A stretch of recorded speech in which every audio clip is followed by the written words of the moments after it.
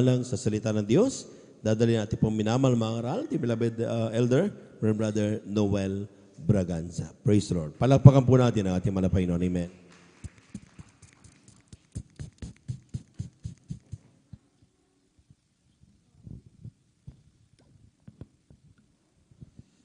Purihin nating napakabait at pinakamamahal ni Jesucristo. God bless your beloved elder, beloved Brother Joven Ferrer. Let us all pray. Tayo po lahat mga minamahal ko sama-samang dumulog sa trono ng biyaya na ating pinakamamahal na Panginoon sa magitan ng maikling panalangin. Dakilang Diyos ang magbanal sa umagang ito. Patuloy mong tuksan namin mga pangunawa. Ampi mo mga puso, mga Panginoon. Amin pong matarok, maintindihan ang iyong napagalagang mensahe, mga Panginoon, sa umagang ito. Sa bawat isa. Preach to us, mga Panginoon. Ikaw siya mangaral sa pagkatunay na sa agahan ng saag, wala pa akong magagawa. Wala mang po umaasa sa iyong dakilang kahabag. Kung malagay ng mga salita, mga Panginoon, akin lamang babanggit. Maging daluyan lamang ako ng espiritual pagpapala. Huwag akong makita kung yung walang hanggang karunungan, kapangyarihan at pag-ibig para sa bawat isa. Malabang Panginoong Hesus, sa pag-alatapan ng langin ng iyong taong nilangisan. Habang aming hiningi ng kapatawaran ng lahat ng pumapagsalangsa. Sa amin mga unguarded moments, malabang Panginoon. Lalo na pagbang-lingkod, malabang Panginoong Hesus.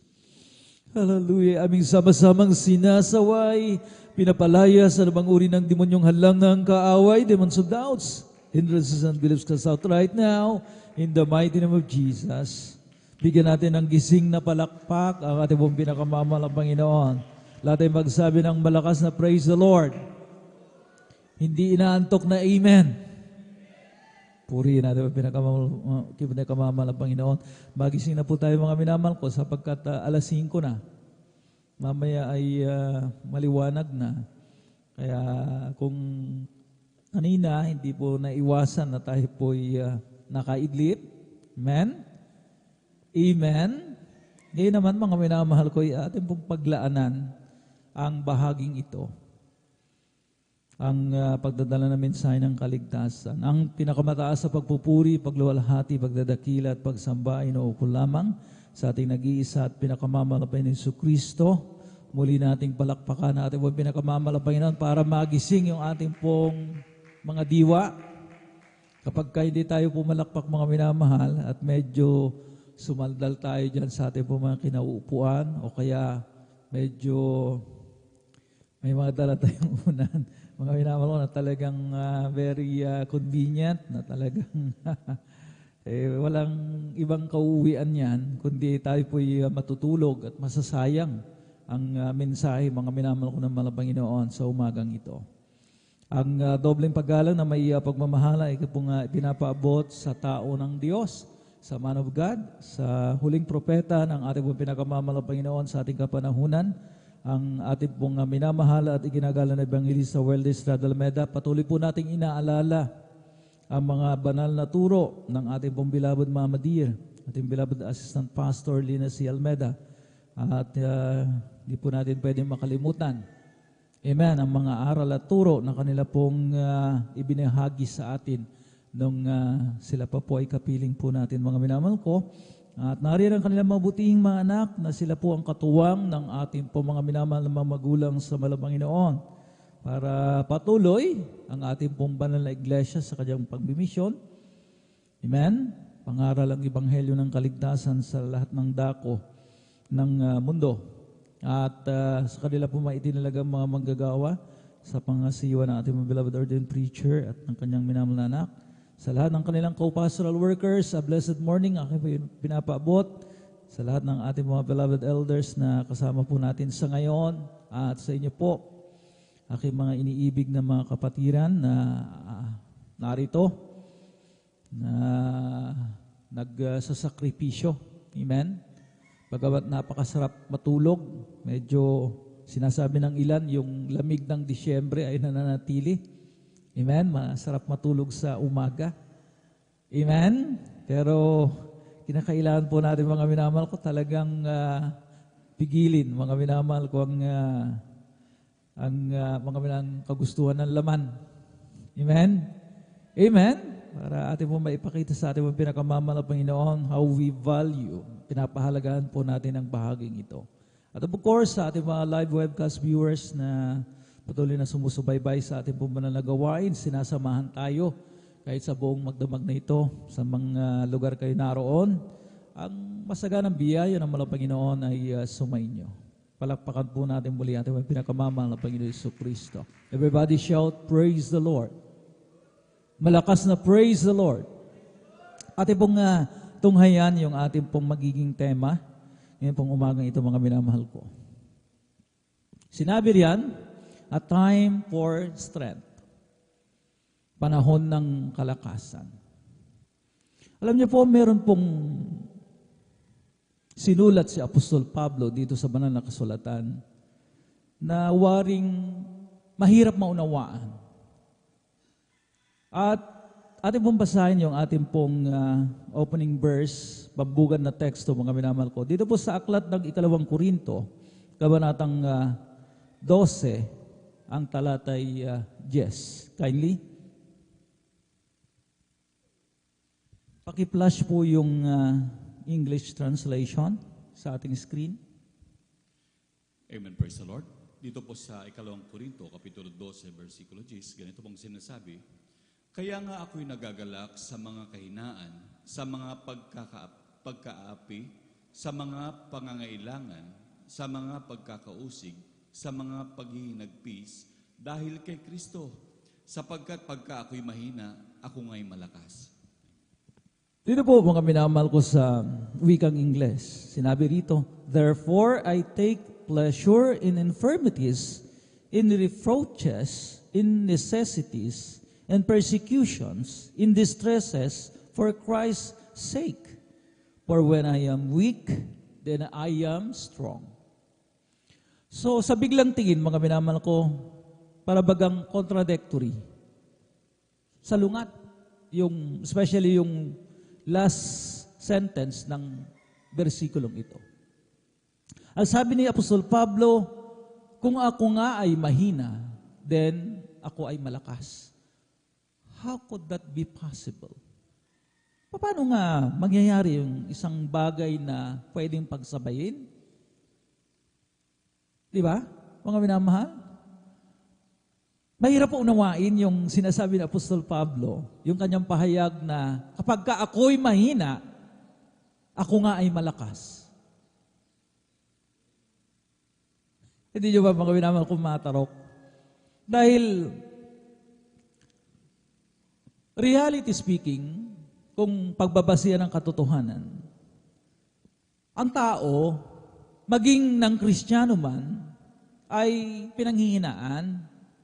Kapag ka, mga minamahal ko, ang sabi nga ni Apostol Pablo, mga minamahal ko, kapag ka dumarating yung mga kahirapan, pag-uusig, trials, amen, mga paghihinagpis, natural sa tao na maging mahina, humina, sumusuko, amen, at nagiging mga weak, ika nga.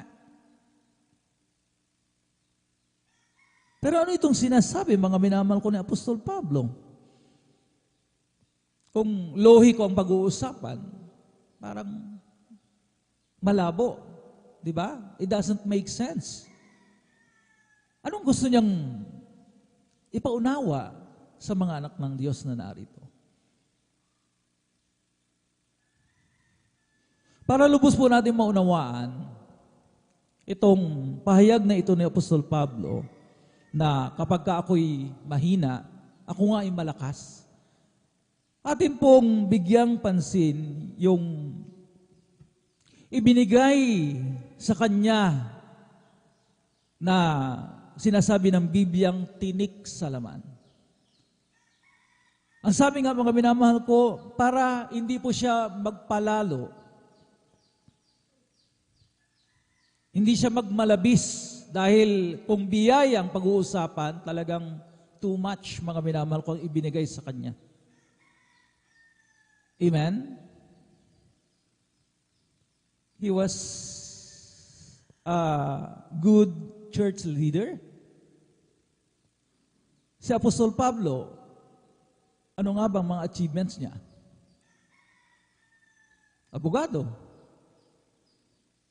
Sa New Testament, na meron 27 books, 13 lang naman po ang kanyang naisulat. So, mga minamahal ko, talagang too much. Talagang kung biyayang pag-uusapan, amen, ang dami niyang naging bunga. Very successful siya sa kanyang ministry, sa kanyang ministeryo as an apostle of Christ. Sa totoo lang. Kaya nga, para mabalanse siya at hindi siya magmalabis, diba? Anong sinasabi kapag too much yung success na takamtan ng tao, nagiging lumalaki ang kanyang ulo. Nagiging palalo. Nagiging mayabang. In short.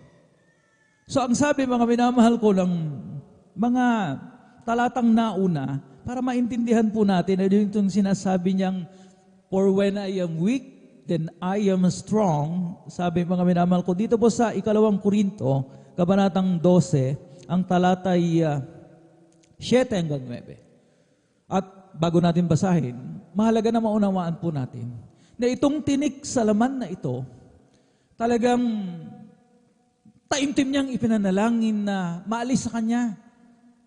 Dahil talagang kung makikita mo yung mga sulat na ito, talagang may ilalarawan na talagang it is causing him too much inconvenience at nagsasuffer talaga si Apostol Pablo. Taimtim nga niyang ipinapanalangin na maalis ito sa kanya, itong thorn of the flesh na tinatinik sa laman. Pero it was never removed. At sa kalaunay, pinasalamatan pa niya. Basahin po natin, 2 Corinthians chapter 12, verses 7 up to 9. Kindly. Aklat po ng 2 Korinto, kabanata ito, si talata po ay 7 hanggang 9. Ito po ang nakasulat. At nang ako'y huwag magpalalo ng labis dahil sa kadakilaan ng mga pahayag, ay binigyan ako ng isang tinik sa laman, ng isang sugo ni Satanas upang ako'y tampalin, nang ako'y huwag magpalalo ng labis. Tungkol dito'y makaitlo akong nananalangin sa Panginoon upang ilayo ito sa akin. At siya'y nagsabi sa akin, ang aking biyaya ay sapat na sa iyo, sapagkat ang aking kapangyarihan ay nagiging sakdal sa kahinaan. Kaya't bagkus akong magmamapuri na may malaking galak sa aking kahinaan upang manahan nawa sa akin ang kapangyarihan ni Kristo. Amen. Ang mahal na Panginoon magpala at maglangis sa kanya pong mga banal na salitang ito. So nung tugon sa kanya ng mahal na Panginoon, nung ang sabi nga niya, makaitlo kong ipinapanalangin na itong tinik sa laman na ito ay maalis sa akin. Pero ang sabi ng mahal na Panginoon sa kanya, Apostle Paul, my grace is sufficient for thee. Sapat ng aking biyaya sa iyo. So imagine mga minamahal ko, di ba kapag tayo po'y nananalangin, ang gusto natin talagang dapat prayer answered. Dapat yes ang talagang piniprepare nating katugunan ng mga Panginoon. Pero ang sabi nga niya kay Apostol Pablo, my grace is sufficient for thee. Sapat ng aking biyaya sa iyo. Hindi ko aalisin yan. So, talagang Apostle Paul, mga minamahal, has come to terms sa mga minamahal ko na talagang tinanggap niya. Sa kalaunan nga, mga minamahal ko, pinasalamatan niya, mga minamahal ko, sapagkat itong kahinaan at talagang tinik sa laman, ang sabi nga niya, mga minamahal ko, ay nagiging kalakasan pa niya. So ito po yung, dito siya nanggagaling na sinabi niya sa kanyang mga sulat, kapag ka ako'y mahina, ako nga ay, malakas. Palakpakan po natin pong pinakamamahal ng Panginoon. Tulog na yung mga kapatid ko. Bumangon tayo mga gumising na tayo mga minamahal. Amen? Napakahalaga ng ating pong pinag-uusapan. Itong thorn of the flesh, hindi po kailanman talagang clearly described sa banal na kasulatan. Ano ba talaga ito? Kasi medyo ang sabi ng banal na kasulatan, okay, infirmity of the flesh, kahinaan ng laman, pero hindi nga matukoy talaga kung ano nga talaga itong tinutukoy na tinik sa laman ni Apostol Pablo. Well, some Bible scholars, ang sabi nila, maring ito'y poor eyesight, panlalabo ng mata, at meron po silang basihan. Doon din sa kanyang mga sulat,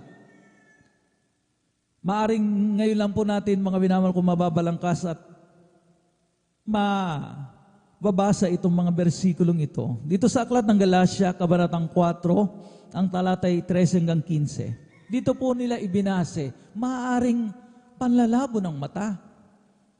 Itong tinutukoy na thorn of the flesh ni Apostol Pablo. At sa mata ng madla, ng mga nakakakita sa kanya, nagiging weak siya. Amen? Di ba? Ang panlalabo ng mata ay talagang magkukosya ng inconvenience sa'yo. Napakahalagang organ yung, di ba? Yung sight natin. Dahil kapag nawala yan, parang magiging baliwala ang lahat. Amen? So, mga minamahal ko, maaring panlalabo ng mga mata ni Apostol Pablo ang tinutukoy ng mga sulat din niya. Dito nga sa Aklat ng Galacia, Kabanatang 4, ang talatay 12 o 13 hanggang 15, mga minamahal ko. From the book of Galatians chapter 4, verses 13 up to 15, pakibasa po. Amen. Ganito pong pagkasabi, datapwat na lalaman ninyo na dahil sa sakit ng laman ay ipinangaral ko sa inyo ang ebanghelyo ng pasimula. At yaong sa inyo'y isang tukso sa aking laman ay hindi nyo inalapusta, ni itinakwilman, kundi ako'y tinanggap ninyong tulad sa isang anghel ng Diyos, tulad kay Kristo Jesus. Saan nga naroon yaong inyong kapalaran, sapagkat pinatututuhanan ko sa inyo na kung mangyayari ay inyong dinukit sana ang inyong mga mata at ito binigay sa akin. Amen.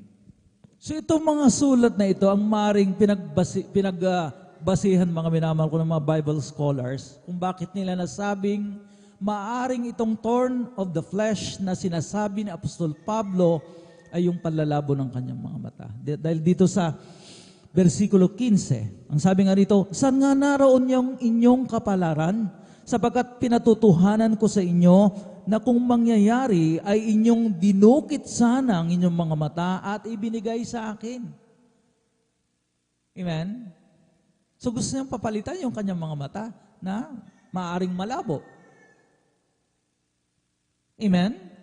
Nagiging, mga minamahal ko, weakness niya, nagiging kahinaan niya, para talagang hindi siya fully magamit, mga minamahal ko, sa kanyang ministry. Maaring talagang ito'y binigay ng kaaway para talagang mas, mga minamahal ko, talagang hadlangan siya. Kasi kung wala itong kahinaan na ito, thorn of the flesh na ito, mga minamahal, ay mas lalong, mga minamahal ko, talagang marami po siyang maakay na mga kaluluwa. Amen? Mas marami siyang masusulat na aklat.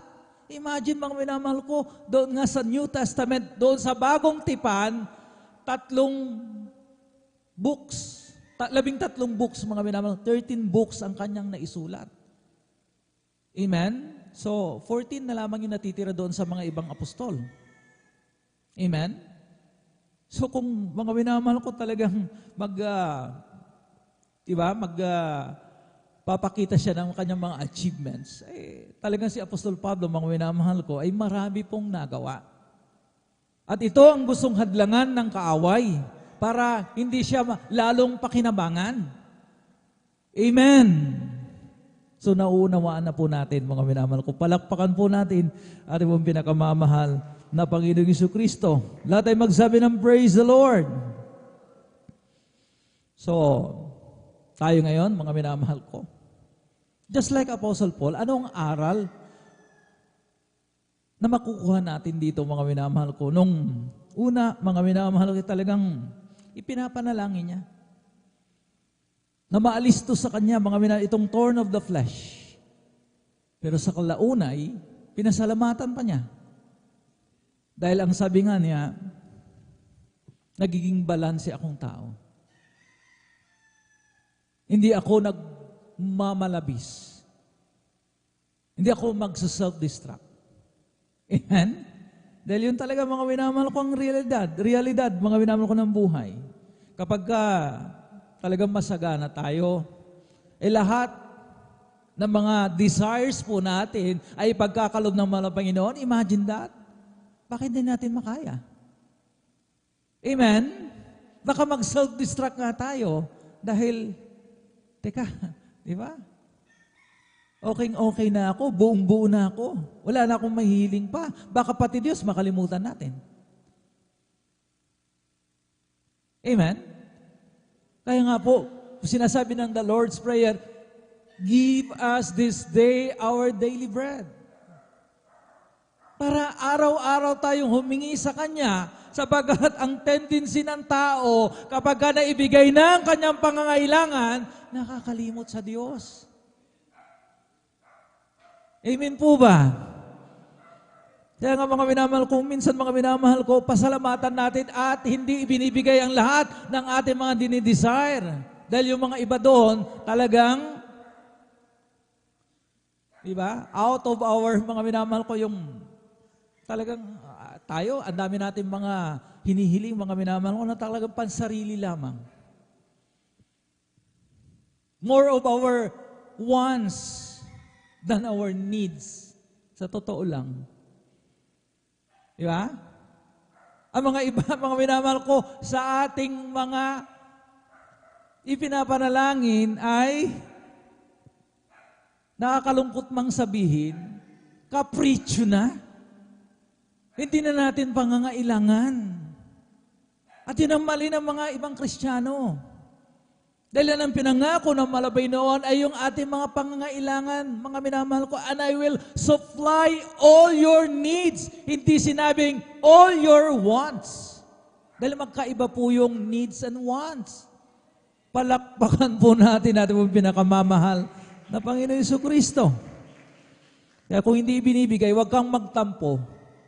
Huwag sumama ang loob dahil mas alam na malapay noon kung anong makakabuti sa atin. Kung anong makakabuti sa akin, anong makakabuti sa iyo. Amen? Kagaya ni Apostol Pablo, sinabihan siyang, Apostle Paul, my grace is sufficient for thee. Sapat na ang aking biyaya sa iyo. Hindi ko alisin yung tinik sa laman dahil diyan ka nababalanse. Diyan ka talagang, kumbaga mga minamahal, kahit na maging hadlang, pero doon siya lumalakas. Doon siya nagiging mas dependent sa mahal na Panginoon. Palakpakan po natin ang pinakamamahal na Panginoon Jesucristo. Everybody shout, praise the Lord.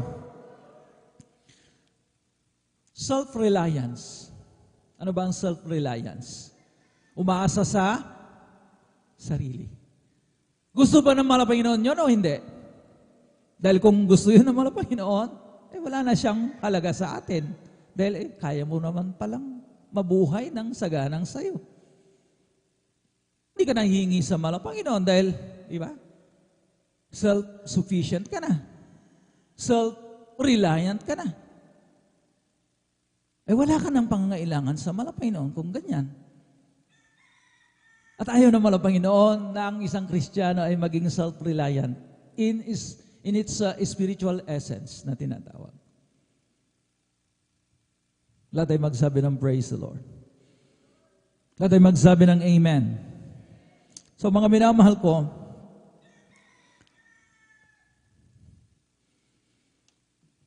kapag ka hindi natin kinikilala ng ating buong pagkatao. Di ba? Our whole being. Pag sinabing whole being, nandyan yung physical and mental assets. Uy, ang ganda, maganda ang physical assets mo.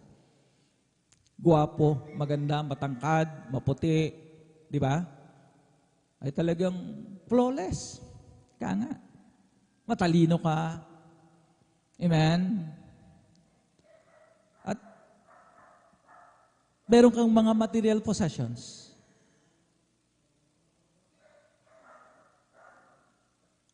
Di ba? Nasa iyo na ang lahat. Ang tendency, mga minamahal ko, di ba? Maging self-sufficient ka, maging self-reliant ka, makalimutan mo ang Diyos. Dahil, kumpleto ka na eh. Amen? So, mga minamahal ko, self-reliance is when you do not recognize na ang tunay na source for all what you have right now, di ba? Sinabi natin, whole being mo, physical assets mo, pati na ang mga possessions mo came from God. Amen? Dahil siya naman talaga ang tunay na source. He's the true source. Pagbalik-balik ta rin man natin, mga minamahal ko, amen, lahat ng meron tayo ngayon, di ba? Sa mga nag-exhort ng giving, ano nga bang meron ka na hindi galing sa Kanya? Lahat naman ay galing sa Diyos. Amen? Purihin natin ang pinakamamahal na Panginoon Jesucristo. Everybody shout, praise the Lord. So mga minamahal ko, kapag ganyan, iisipin natin, mga minamahal ko, we feel and think na talagang wala na tayong pangangailangan sa mahal na Panginoon. Strong na tayo sa pamagitan ng ating sariling lakas. Kompleto na tayo dahil, di ba? Ano pang hahanapin mo? Meron ka na nga lahat eh. Pero ang sabi ng banal na kasulatan na ating pong mababasa, hinihiya ng mga mangmang ang mga marurunong. Ang mga waring kahinaan ay nagiging kalakasan sa mahal na Panginoon. Maintindihan natin mamaya, mga minamahal. Basahin muna natin, mga minamahal ko, mga talatang ito. Mga importante mga bersikulo, mga minamahal ko. 1 Corinthians chapter 1, verses 26 up to 29. Huwag muna tayo matulog. Pigilan natin, mga minamahal ko, yung antok na yan. Ilista po natin yung mga talata so that we could review, mga minamahal ko, itong mga verses na ito pagka nasa bahay na tayo. Kindly. Amen. Praise the Lord. Dito po sa aklat ng unang Korinto, Kapitulo 1, versikulo 26 hanggang 29, ganito po ang sinasabi.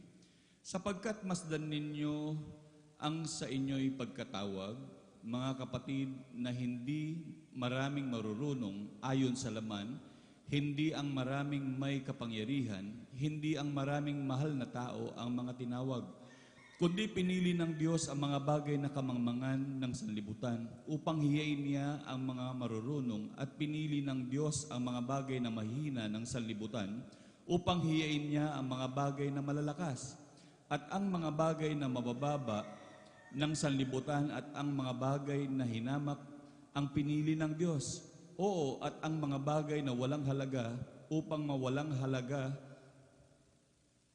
ang mga bagay na mahalaga, upang walang laman na magmapuri sa harapan ng Diyos. Palakpakan po natin ang pinakamamahal ng Panginoon. Dito lang sa portion na ito pumalakpak. How about that portion, mga minamahal ko? Lahat ay magsabi ng praise the Lord. So, napakaliwanag yung sinabi ng mga talatang ito. Hinihiya yung mga marurunong. Amen? At talagang, mga minamahal ko, pinapalakas yung mga mangmang. Anong ibig sabihin, mga minamahal ko? Diba sinasabi sa atin? Nililabel tayo, mga minamahal ko, sa paglilingkod po natin sa malapay na, oy, yan ang mga walang magawa sa buhay. Nasasayang ng mga oras. Diba ang mga marurunong, O hindi yan ang talagang kalakasan. Ang kalakasan ngayon, sinasabi ng mga makasanlibutan, yung may kapit ka sa mataas na tao. Marami kang mga connections. Amen? Di ba? Amen? Pero hindi nila alam. Tinatawanan nila itong ganitong klase ng paglilingkod. Pero ito yung nakakalugod sa Panginoon. Amen? Nawaring mahina, gawa lang ng mga walang magawa sa buhay. Pero ito nga, mga minamahal, ang magbibigay sa atin ng buhay na walang hanggan. And that makes us the wisest of the wise. Diba? Nagtapos nga ng mga PhD. Mga maraming alam sa buhay. Amen? Mga tanyag na tao, pero hindi naman nila alam kung paano ang papuntang langit. So that makes us the wisest of them all. Di ba natin nare-realize, mga minamahal? Tinatawanan yung ginagawa natin na para bagang katawa-tawa, walang kwenta. Ang sabi nga sa atin, walang magawa sa buhay, nag-aaksaya ng panahon, pero hindi nila alam, mga minamahal ko, ito ang tamang daan. Amen? Papuntang kaharian ng Diyos. Amen? Matatalino nga sila sa laman, pero hanggang doon lang. Physical knowledge. Sabi ko nga, mga minamahal sa mga kabataan na parating nagsasabi ng KWU, knowledge, wisdom, understanding. Mga minamahal ko, dapat, mga minamahal ko, i-specify nila na yung spiritual knowledge ang pinakamataas. Amen. Ang mga minamahal ko, ang mga may alam ng spiritual knowledge, ang mga pinakamatatalino. Amen. Kaya huwag nating ikahiya, mga minamahal ko, yung ating ginagawa. Amen. Purihin natin ang pinakamamahal. Ang sabi nga lang, hindi maraming mga mahal na tao ang tinawad. Amen. Kaya dito, mga minamahal ko, walang mga celebrities. Di ba? Walang mga sikat na tao. Amen. Ang tingin sa atin mga ordinaryong mga tao, pero in the sight of God, diba? Ordinaryo tayo sa paningin ng mga makasanlibutan. Pero in the sight of God, we're so special people. Amen? Mga anak tayo ng mahal na Panginoon. Amen? Kaya nga, mga minamahal ko, walang dapat ikahiya. Amen? Sinasabihan ka, uy, andyan na naman si Ninong nakaputi. Yung mga iba, mga minamahal ko, nagpapalit ka agad ng mga uniforme, ayaw magpakita ng nakaputi. What's wrong? Doon sa mga uniforming puti. Hindi kasi, Brother Noel, baka pagtawanan ako. Sinasabihan ako ng white lady, inuusig ako dahil sa mga uniforming yan. Mga minamahal, sanayin na natin. Ano ba, mga minamahal ko, ang kulay ng mga kasuotan ng mga anak ng Diyos doon sa kalangitan? Di ba? Anong kulay? Anong kulay? Puti. Eh bakit ayaw na nating sanayin dito? Huwag natin ikahiya. Nahiya tayo, mga minamahal ko, na mabansag ang mga white ladies? What's wrong, mga minamahal ko, kung ikay naka-white? Ayun talaga ang kasuotan. Mga minamahal ng mga anak ng Diyos. Ikahiya mo ang pagiging, mga minamahal ko, anak ng Diyos. Ikahiya mo ang pagiging servant of Christ. Amen? Anong mangyayari? Baka ikahiya ka ng mahal ng Panginoon. Ganun po yun, mga minamahal. Palakpakan po natin po pinakamamahal na Panginoon. So, mga minamahal ko, hallelujah, walang dapat ikahiya. Ginagawa natin, kasuotan natin, mga minamahal ko. Nagpi-praise the Lord tayo.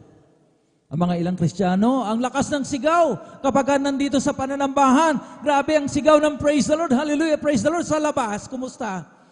Hallelujah. Praise the Lord. Eh halos hindi maibuka ang bibig. What's wrong? Diba? Ang mga heavenly language, mga ng mga anak ng Diyos, di ba? Kapag may disgrasya, napapakinabangan tayo dahil grabe ang sigaw natin.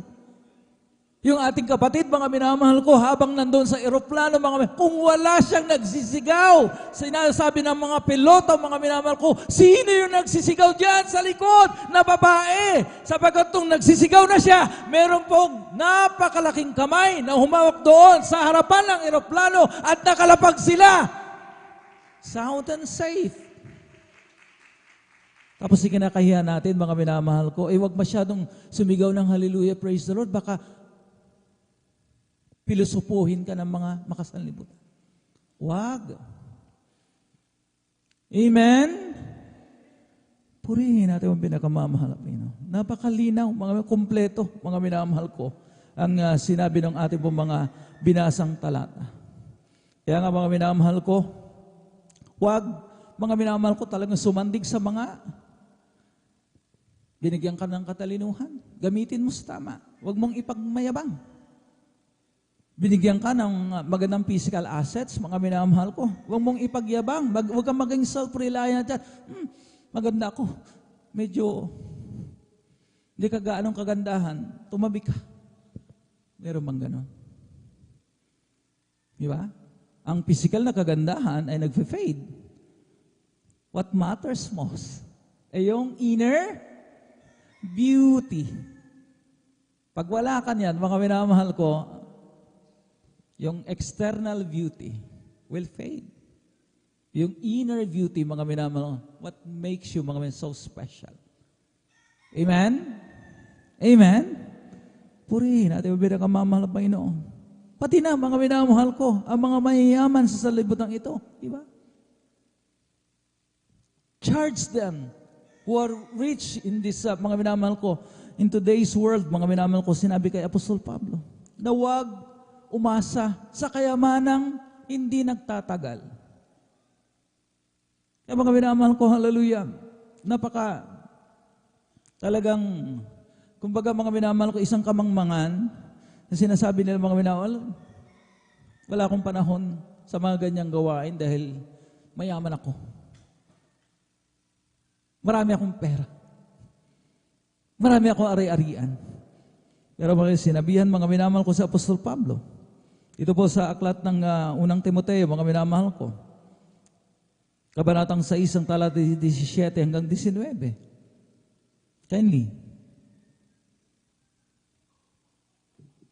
Amen. Dito po sa aklat ng unang Timoteo, kabanatay 6, talatay 17 hanggang 19, ganito pong pagkasabi, ang mayayaman sa sanlibutan ito ay pagbilinan mo, huwag magsipagmataas ng pag-iisip at huwag umasa sa kayamanang di nananatili, kundi sa Diyos na siyang nagbibigay sa ating sagana ng lahat ng mga bagay upang ating ikagalag. Na sila'y magsigawa ng mabuti, na sila'y magsiyaman sa mabuting gawa, na sila'y maging handa sa pamamigay, maibigin sa pamamahagi, na magtipon sa kanilang sarili ng isang mabuting kinasasaligan para sa panahong darating upang sila'y makapanangan sa buhay na tunay na buhay. Amen. Purihin ang pagkabasa ng kanya po mga banal na salitang ito. Sabi ng ating nung panghuling binasa natin kanina, so that walang laman. So that no flesh shall glory in himself. Upang walang laman na magmamapuri laban sa Diyos.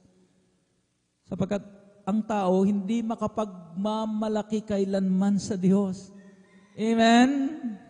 Ano man ang narating niya, mga gaano man katayog yan, mga minamahal ko, mas matayog pa rin ang langit. Nasa silong pa rin siya ng kalangitan.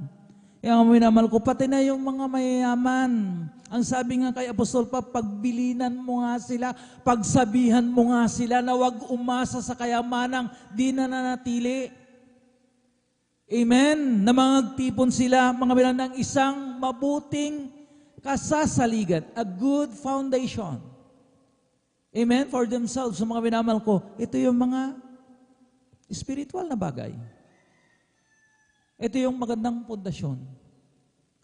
Kasi mga minamahal, nag-ipon tayo ng kayamanan dito sa lupa. Amen? Ay talagang mga minamahal ko, ang kinauuwian, mga minamahal ko ay mga minamahal, wala rin kwenta. Amen? Ang sabi nga ni mga ngaral ng Ecclesiastes, mga pag-aaway-awayan lamang. Amen? Pagka hindi mga minamahal ko talagang naiayos ng husto, yung mga magmamana, it's either mga minamahal ko, kanila po itong talagang lulusayin lamang. Pag-aawayin lamang ng mga tagapagmana. Amen? Kaya nga, doon yung takot mga minamahal ko ng mga ngaral na lahat ng kanyang inipon ay nauwi lamang sa wala. Kaya mga minamahal ko, sinasabihan yung mga mayayaman, maging maibigin lang sa pamimigay. Amen. Huwag umasa sa kayamanang hindi na nanatili. Magtipon sila ng isang mabuting kasasaligan. At talagang mga minamahal ko, hallelujah, upang makapanangan sila, sabi ng banal na kasulatan, sa tunay na buhay. Malapit na po tayong magtapos. Yes. Ang sabi nga, we become fools for Christ's sake. Tayo daw po ay nagiging mangmang pero dahil kay Kristo. Ang tingin sa atin, mga ginagawa natin kamangmangan, pagsasayang lamang ng oras. Pero mga minamahal ko, hallelujah, di ba? Nagiging wise tayo. Sila po ang tunay na mangmang. Dahil hindi nga nila alam papuntang langit. Tayo alam natin. Tayo ginagawa natin. Amen? Purihin natin ang pinakamamahal na Panginoon. Now, during our weakest moment, ano nga bang nangyayari? Bakit? Sinasabi na Apostol Pablo, kung ako'y mahina, ako nga'y nagiging malakas. Kapag naroon tayo sa weakest, yung mahina tayo dahil meron tayong problema, meron tayong pangangailangan, meron tayong karamdaman, then that's the time. Diba? Na talagang yung pagiging humble natin, ang pagpapakumbaba natin ay nakikita. That's the time, mga minamahal ko, na tumatawag tayo at naghanap tayo sa mahal na Panginoon. Amen? That's the time ng ating mga panalangin ay mas sincero kaysa sa panahon ng kasaganaan. Amen? That's the time, mga minamahal ko, na we cry out for help.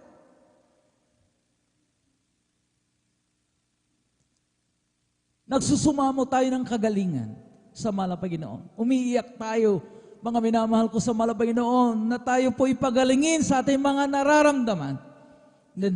That's the time, mga minamahal ko, na gusto ng mahal na Panginoon, na talagang kasi mas na-appreciate siya.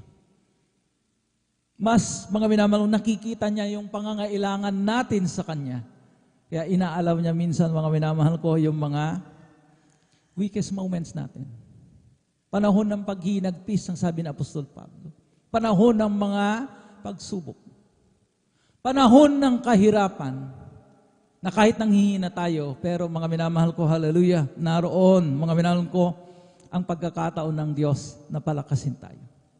Na kahit na nalulugmok tayo, natutumba, nadarapa, then that's the time, mga minamahal ko, na bibigyan tayo ng kalakasan ng mahal na Panginoon, itinatayo tayong muli. Diba? Mga minamahal, when I am weak, then I am strong. Dahil nandoon ng mahal na Panginoon during our weakest moments. Amen. Kasi nga, pagka mga minamahal ko, nandun tayo sa kasaganaan, parang hindi natin mga minamahal maalala ang mahal na Panginoon. By nature, likas sa tao yan. Diba? Amen po ba? Aminado tayo. Likas sa tao kapag sa panahon ng kasaganaan, meron tayong lahat eh. Then we don't, mga minamahal ko, hindi natin, mga minamahal ko, talagang nare-realize ang pangangailangan natin sa mahal na Panginoon. Diba? Matulog tayo. Hindi mabanggit, mga minamahal, ang pasasalamat ay hindi natin magawa dahil everything, mga minamahal ko, ay rosy. Talagang mga minamahal ko. Lahat, mga minamahal ko, are falling into places. Ika nga. Lahat ay sumasang-ayon. Ang ganda ng pakiramdam natin.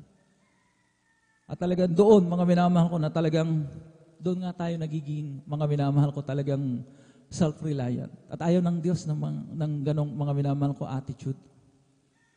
Amen? Kaya nga mga inaalaw, mga minamahal ko, sinasabi ni Apostol Pablo, sa panahon ng paghinagpis, sa panahon ng kahirapan, sa panahon ng mga pag-uusik, persecutions, mga minamahal, doon niya nararamdaman, hindi lamang ng strength na binibigay sa kanya ng mahalapan, kundi yung comfort ng malapanginoon. Di ba? Ang comfort ng malapanginoon, hindi lamang mga minamahal ko, embrace yan, hindi lamang love yan, kundi power yan para sa mga anak ng Diyos. Kapangyarihan sa mga anak ng Diyos. Amen? Kaya, mga minamahal ko, when we cry out for help, God comes to the rescue. At yun ang gustong-gusto na malapinoon, yung tayo nire-rescue. Yung hindi mga minamahal ko, yung talagang taken for granted siya. Para siyang laruan na nandun na lamang sa tabi. Na kapag hindi natin nilaro, diyan ka lang. Kapag naisipan natin maglaro para tayong mga bata, kukunin natin, then itatapon na naman natin doon sa sulok. Ay na malapan ng ganon. When we cry out for help, na we are asking for healing, mga minamahal ko, hallelujah, talagang ang malapinoon comes to the rescue. Pero huwag sana, mga minamahal ko, sa panahon lamang ng pangangailangan. Amen? Amen? Psalms chapter 30, verse 2. We cry out for help, mga minamahal ko. Di ba? Umiiyak tayo. Malapanginoon, tulong. Malapanginoon, kagalingan. Malapanginoon, di ba? Supply mo ang aking mga pangangailangan. Ito naman ang gusto ng malapanginoon. Yung he feel wanted. Ang isang bata na who feels unwanted, mga minamahal ko, di ba? Anong attitude niya? Matamlay. Unwanted eh. Wala siyang gana. Amen? Kasi paramdam mo sa kanya na kailangan mo siya, mahal mo siya. Iparamdam mo sa malapanginoon that He is wanted in your life. Hindi siya unwanted. Kaya nga, mga minamahal ko, hallelujah, dumaraan tayo sa mga paghihinagpis, sa mga kakulangan, para mapunuan tayo. Dumaraan tayo sa mga karamdaman para ma-realize natin merong isang healer of all times na, mga minamahal ko, walang sakit na hindi niya kayang pagalingin. Palakpakan po natin ating pinakamamahal na Panginoon. Psalms chapter 30 verse 2. Mga minamahal ko, puri na last verse na po natin. Magising na po tayo, mga minamahal. Aklat po ng mga awit kamanatay 30 talata po ay 2. Ito po ang nakasulat. O Panginoon kong Diyos, dumaing ako sa iyo at ako'y pinagaling mo. Amen. Napakasimpleng talata. Dumaing ako sa iyo, umiyak ako sa iyo, nagsumamo ako sa iyo, at ako'y sinagot mo. Amen? Purihin natin yung pinakamamahal na Panginoon Jesucristo. He will supply us with power, endurance, and strength. Amen? Saka natin maalala itong mga salitang ito na sinabi ni Apostol Pablo, when I am weak, then I am strong. Kapag ako nga'y mahina, ako nga ay malakas.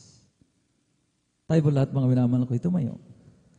Ate po pinakakantahan na awitan natin po pinakakantahan. It changed my life. It changed my life.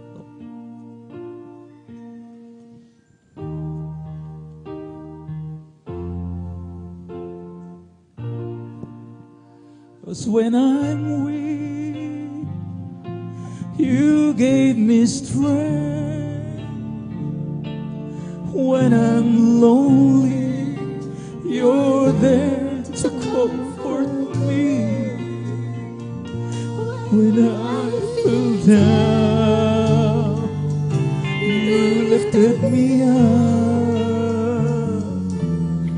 I'm in doubt, you open up my eyes. You changed my life, Lord. I know you really care for me. My call, water my call. When things seem so wrong, your presence makes me strong. Face all the problems, I go. When I'm weak, you gave me strength. When I'm lonely, you're there to comfort me.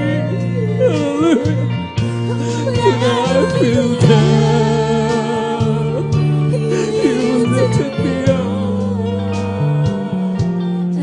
When I'm in doubt, you open up my eyes. Show me the way. Lead me the road.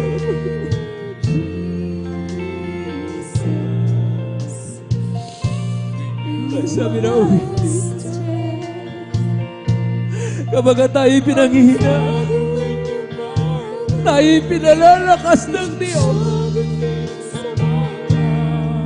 Kapag tayo nalulungkot, tayo kinukomfort ng Panginoon. At kapag tayo nag-aalinlangan, give us assurance.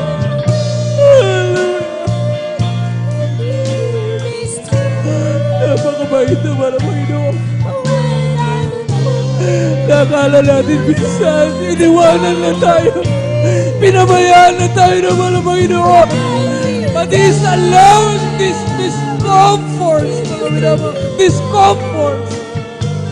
para tawagin natin siya. Para umasa tayo sa Kanya. Para humingi tayo ng kalakasan sa Kanya. Dahil walang malakas sa kanyang sarili. Nobody's self-reliant. Nobody's complete, mga minamahal, without God. When I'm in doubt, you open up my eyes. When I'm in doubt, you open up my eyes.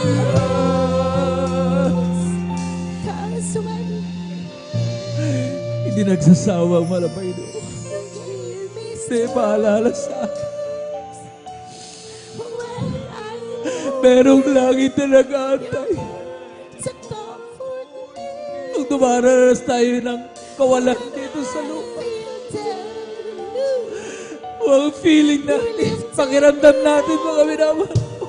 Tayo ay abang. Tayo ay inapi. Hindi! Pinagpala ang mga anak ng Diyos! Bless ang mga anak ng Diyos!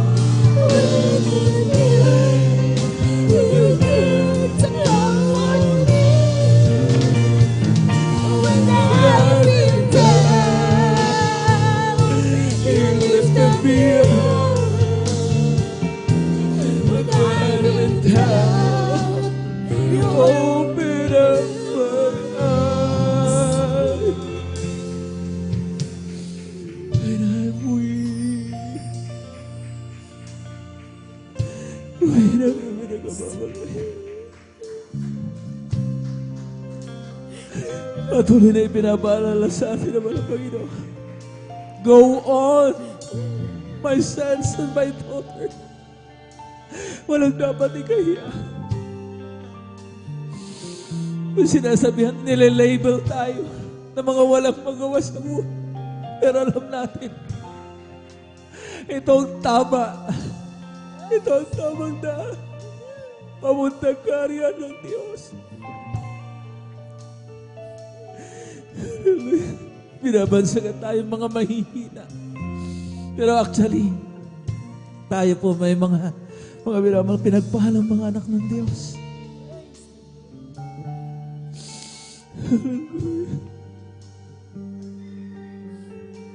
Cause when I'm weak, you gave me strength. When I'm lonely, you're there to comfort me. When I feel down, you lifted me up. And when I'm down,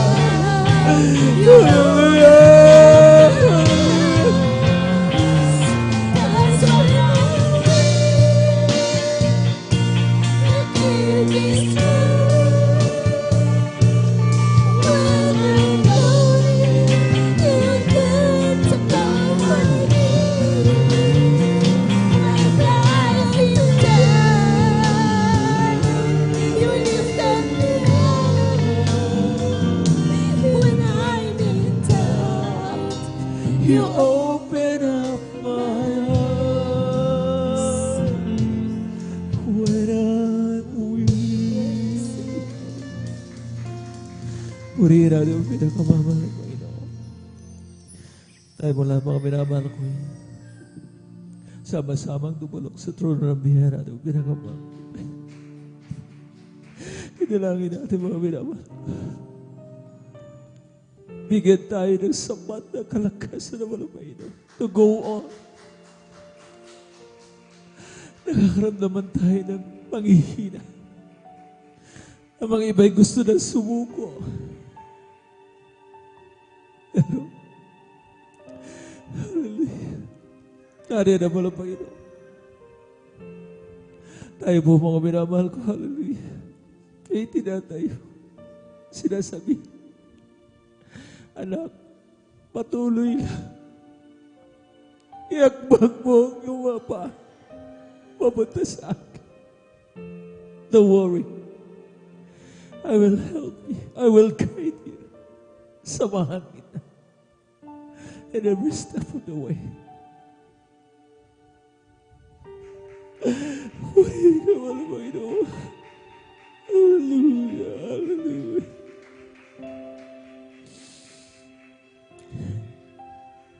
Dumalangin tayo mga minamahal.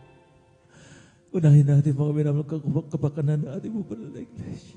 Patuloy na kalusugan at kalakas ng ating minamahal at ginagalang na Evangelista Weldy Estrada Almena sa po ng kanyang mamahal sa po. Hallelujah. Naghilang niya sa babana. Wala kaming gustong unahin.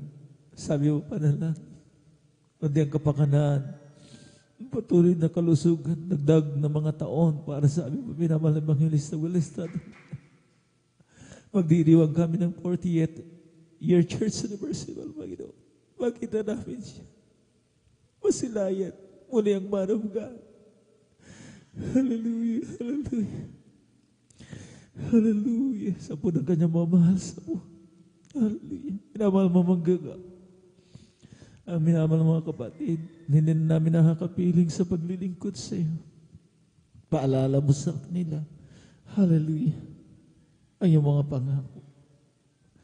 In the mighty name of Jesus, we pray. Amen and amen. Patong po natin mga kaliwang kamay sa parte ng ating mga karamdaman. Habang ang ating mga kanang kamay ay nakapatong po sa ating mga ulunan. Isipin po natin na ating minamahal na Evangelista Weldy Estrada Almeda ang naglehans po sa atin. Panalangin natin mga minamahal ko, hallelujah, na tayo bibigyan ng sapat na kalakasan ng Panginoon, hallelujah, habang magpatuloy. Hindi natin alam ang idudulot ng bukas. Habang lumalaon mga minamahal, hallelujah, nakikita natin mga minamahal ko, hallelujah, ang mga iba't ibang mga kalamidad. Itong global concern for climate change na talagang lubhang nakaka-apekto. Hallelujah. Hindi lamang sa bansang Pilipinas, kundi ng buong mundo. Ipanalangin po natin, mga minamahal ko. Hallelujah. Tayo po'y pag-iingatan ng Panginoon. Spare ng Panginoon sa mga kalamidad na ito.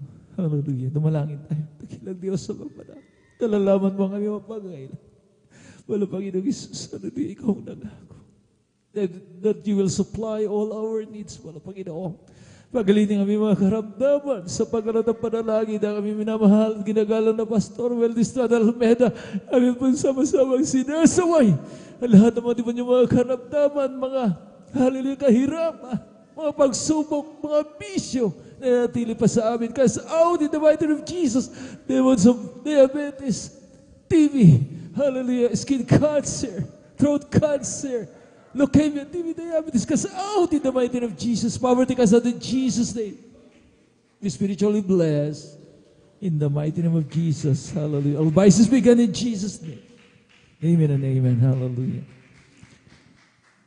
Awake na tayo mga minamahal. Amen. Magliliwanag na with all our might, buong lakas na sumigaw mga minamahal ko ng hallelujah, praise the Lord 3 times. Mga minamahal ko, lumukso tayo ng mga minamahal ko malakas. Sabay-sabay. Hallelujah, praise the Lord. Hallelujah, praise the Lord. Hallelujah, praise the mighty name of Jesus. At tayo po'y darako sa ating po mga mahalagang announcement.